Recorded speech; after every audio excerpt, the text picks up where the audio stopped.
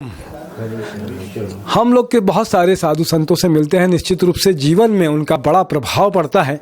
अभी इंस्टेंट युग हो गया है, सब लोग चाहते हैं कि भक्ति करें तो तुरंत उसका फल मिले, लेकिन गुरु के बिना ज्ञान भी अधूरा है कहा जाता है। लेकिन इसके साथ में गुरु भी अच्छा होना चाहिए कि गुरु जो ज्ञान दे निश्चित रूप से उस योग्य होना चाहिए। अभी हरिद्वार से हमारे साथ में जो संत महात्मा आए हैं उनसे मैंने जो बात की, इससे पहले मुझे लगता है कि जीवन में एक कुछ नया सीखने का जो अवसर मिलता है। होम्योपैथिक डॉक्टरी की है आपने, डॉक्टर गंगादास जी उदासी। जो परंपरा होती है उस परंपरा के तहत में आप आश्रम भी है आपका, यहाँ पे भक्त भी आते हैं। बहुत अच्छी बात कही गुरुजी ने। उनके साथ में माता जी भी आई है, तो दोनों के चरणों में हरि शरणम के साथ में हम उनसे बात करते हैं। जीवन का एक बड़ा वो होता है, हर इंसान चाहता है कि धर्म के प्रति उसका जीवन सुखमय रहे, कल्याण रहे, विपत्ति दूर हो, इसी आशा के साथ में। लेकिन गुरुजी ने कहा कि बहुत अच्छी बात कही थी, तो उनके मुख से सुनते हैं। गुरुजी, एक बड़ा दोहा आप याद कर रहे थे, क्या दोहा था वो? आपने एक बात कही कि लोगों का धर्म के प्रति झुकाव हो रहा है, लगाव बढ़ रहा है, लेकिन मेरे विचार अपने कुछ दूसरे हैं।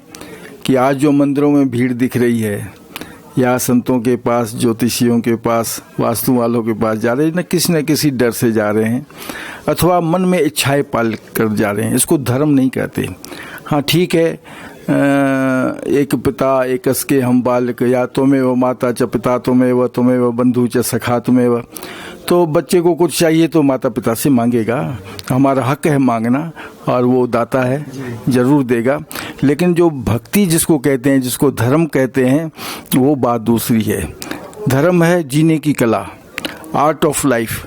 हम इस मानव जो तन हमें मिला है, मानस जन्म दुर्लभ है होत न बारंबार, बनफल फाके बोए गिरे बहु न लागे डार। पेड़ से पत्ता गिर जाए, फल गिर जाए, फूल गिर जाए, वो आज कितना विज्ञान आगे बढ़ गया है, लेकिन वो पत्ता, फल, फूल उस डाल पर स्थापित नहीं हो सकते। तो एक एक कीमती श्वास जो हमारा गुजर रहा है, ये फिर वापस आने वाला नहीं है। मैंने एक स्टिकर बनवाया था कि जिंदगी तेरा यकीन कैसे करूं, मौत तेरी हर घड़ी हकदार है। और गुरु नानक देव महाराज ने कहा, हम आदमियां एकदमी, ये श्वास अंदर गया, बाहर निकले कि न निकले कोई ठिकाना नहीं। बाहर निकला, वो अंदर जाए कि न जाए, इसका कोई ठिकाना नहीं। इसीलिए धर्म जो है, हर श्वास में प्रभु का सिमरन होता रहे। आपने कल श्रीचंद सुंदरानी के यहाँ 2 लाइन गाई थी। चरणों में बाबा तेरे रहे मन मेरा, शाम सवेरे करूं सिमरन तेरा, शाम सवेरे करूं सिमरन तेरा। श्वास देना जी, श्वास देना प्रभु इतनी तो कम से कम, तुमसे मिलने से पहले न निकले ये दम, तुमसे मिलने से पहले न निकले ये दम। हम व्रत रखते हैं, कोई अनुष्ठान करते हैं, हवन करते हैं, तो मन में इच्छाएं पाल के रखते हैं कि हमारा ये काम हो जाए, और विशेष करके एक संकल्प के साथ करते हैं कि मैं इस काम के लिए ये कर रहा हूँ। तो इसको आप, अच्छा है, हम भगवान से मांगेंगे और भगवान हमें देते हैं। लेकिन धर्म की जहाँ बात है, जहाँ भक्ति की बात है, उसके लिए बॉम्बे के एक अच्छे कवि ने लिए, प्रभु हमें स्वीकार करें, बस ये हमें अच्छे कर्म करने हैं। इसी जीने की कला को धर्म कहते हैं। ये हमें हमेशा याद रखना चाहिए। हम जो कर रहे हैं, क्या उसे परमात्मा खुश हैं?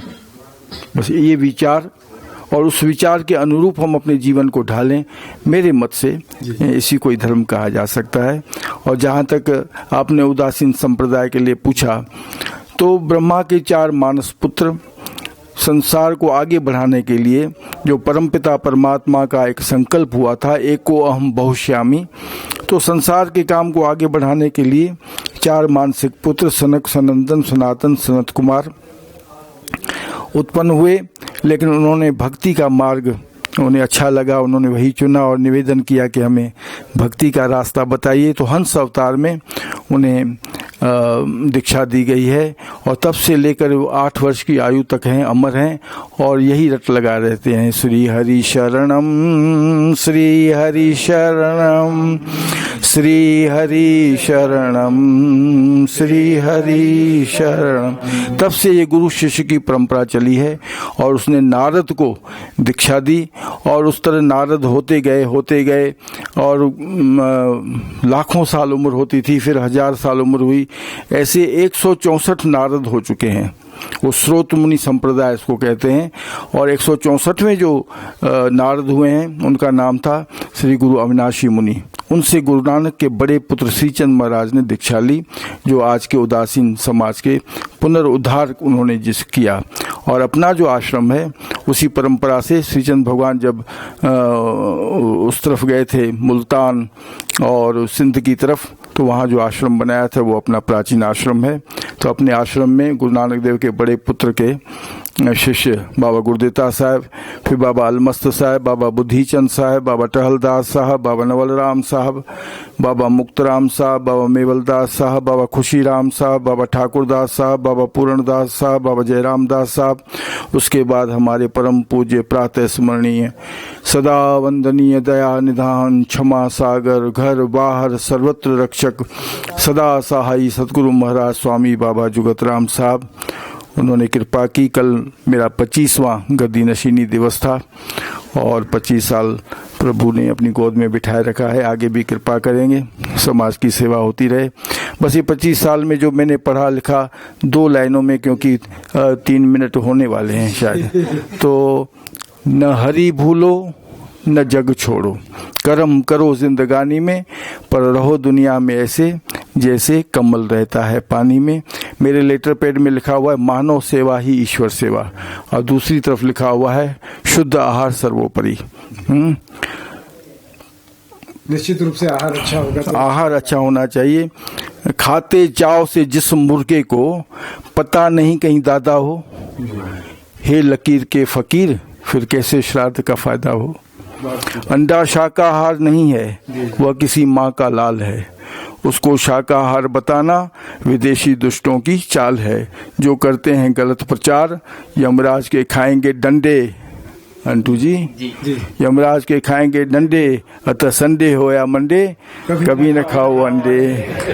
बहुत अच्छी बात है, बहुत अच्छी बात है। और गुरु जी का आशीर्वाद तो निश्चित रूप से मिलना चाहिए। संत महात्माओं की ऐसी भूमि है हमारी, अगर इनका ज्ञान आत्मसात कर ले तो मुझे नहीं लगता है कि हमें, इसीलिए कहते हैं कि भारत विश्व गुरु बनेगा, ऐसे ही गुरुओं से विश्व गुरु बनेगा भारत।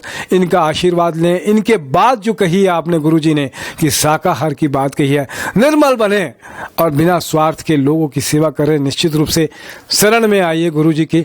हरि शरणम, हरि शरणम, हरि शरणम।